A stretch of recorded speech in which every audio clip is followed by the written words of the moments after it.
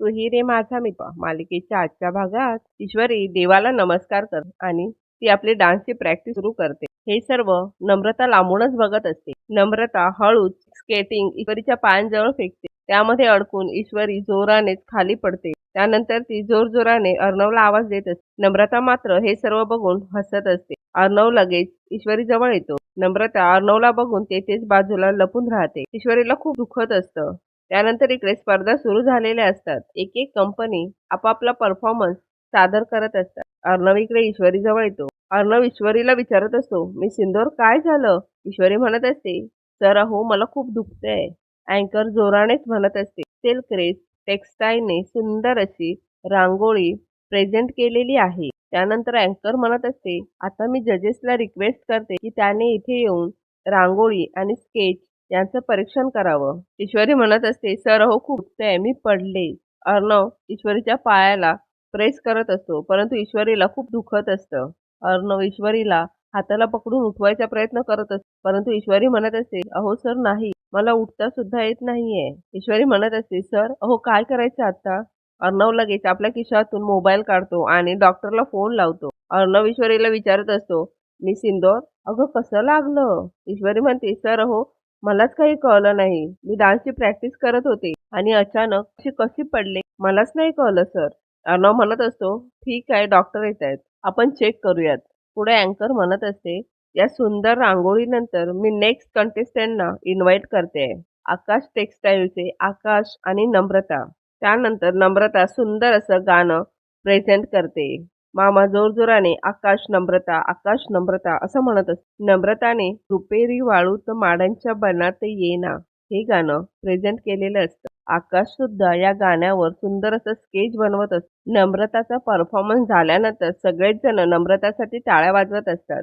Doctor इकडे ईश्वरीच्या पायाला पट्टी करत असतात. अर्णव डॉक्टरांना विचारत असतो, "डॉक्टर काय झालंय? Anything serious?" यावर डॉक्टर म्हणतात, "त्यांचा पाय मुरगळलाय. त्यामुळे त्यांच्या पायाला सूज आलीये. त्यामुळेच एवढं पेन आहे." ईश्वरी म्हणत असते, "दुखतंय डॉक्टर, परंतु आता माझा डान्स परफॉर्मन्स आहे या स्पर्धेमध्ये."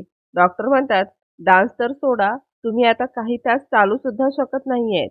हे ऐकून ईश्वरी आणि अर्णवला धक्काच बसतो. डॉक्टर म्हणतात, "तुम्ही जर या परिस्थितीमध्ये नाचलात तर पावलावर जोर पडून इंजुरी अजून वाढू शकते." ईश्वरी म्हणते, "अहो पण डॉक्टर मला हे करावं लागेल." यावर डॉक्टर म्हणतात, "सॉरी, एक डॉक्टर म्हणून ह्या परिस्थितीमध्ये मी यांना डान्स करायला अलाऊ करू शकत नाही." ईश्वरी म्हणत असते, "अहो सर आता काय करायचंय?" अर्णव म्हणत असतो, "डॉक्टर खरंच काही होऊ शकत नाही?" डॉक्टर म्हणतात, "नाही, काहीच होऊ शकत नाही." अँकर नम्रताच्या परफॉर्मन्सची खूपच तारीफ करत असते. त्यानंतर अँकर आकाशला त्याने काढलेलं स्केच जजेस समोर प्रेझेंट करायला सांगते आणि नम्रताला आकाशला जॉईन करायला सांगते. त्यानंतर आकाश आपलं स्केच जजेसच्या समोर घेऊन जातो. अर्णव इकडे ईश्वरीला म्हणत असतो, "तू आराम कर, तुझी काहीच चूक नाहीये मी सिंदूर. मी ऑर्गनायझर्सला कळवतो. त्यांना एव्हाना कळलंच असेल की तुला लागलंय म्हणून." असं म्हणून अर्णव "मी येतोच" असं म्हणून तेथून निघून जातो. सोबतच तो डॉक्टरांना सुद्धा घेऊन जातो. अर्णव गेल्यानंतर ईश्वरीला खूपच वाईट वाटत असतं. ईश्वरी आपले घुंगरू आपल्या हातामध्ये घेते आणि त्यांना ती बघत असते. त्यानंतर अँकर इकडे म्हणत असते, "आता आपले नेक्स्ट कंटेस्टंट आहेत सौदामिनी क्रिएशनचे नील आणि अमृता.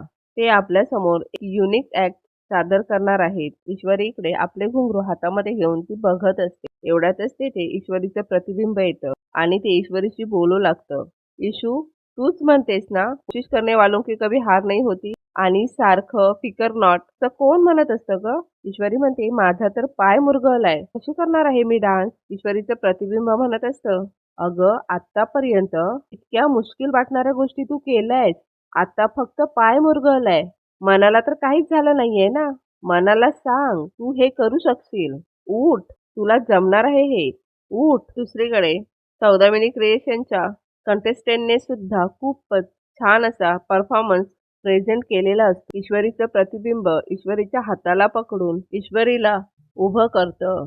सौदामिनी क्रिएशनचा परफॉर्मन्स झाल्यानंतर सगळेच जण त्यांचं टाळ्या वाजवून कौतुक करत असतात. ईश्वरीचं प्रतिबिंब ईश्वरीजवळ पायातले घुंगरू हातामध्ये देते. पुढे अँकर म्हणत असते, "लेडीज अँड जेंटलमॅन, आता वेळ झालीये त्या जोडीला बोलवायची जी मागच्या 2 राऊंडमध्ये विनर ठरली आहे.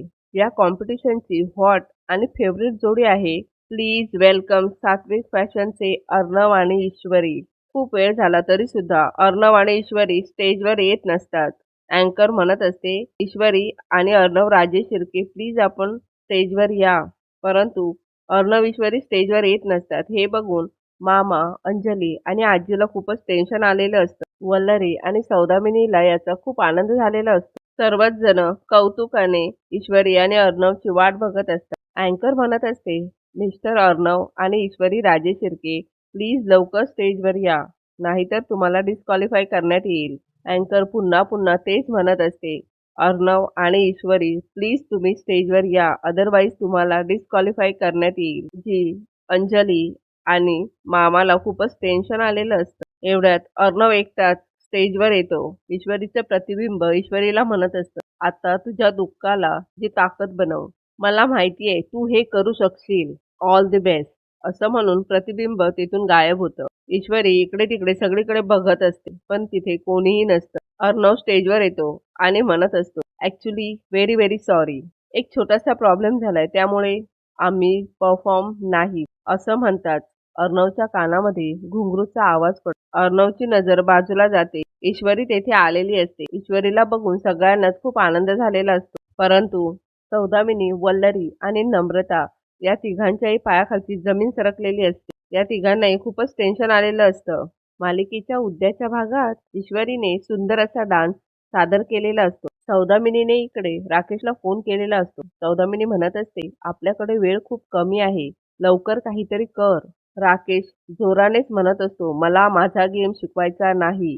हा राकेश अनेकांना गाढून त्यांच्या मुडद्यांवर उभा आहे, कळलं का?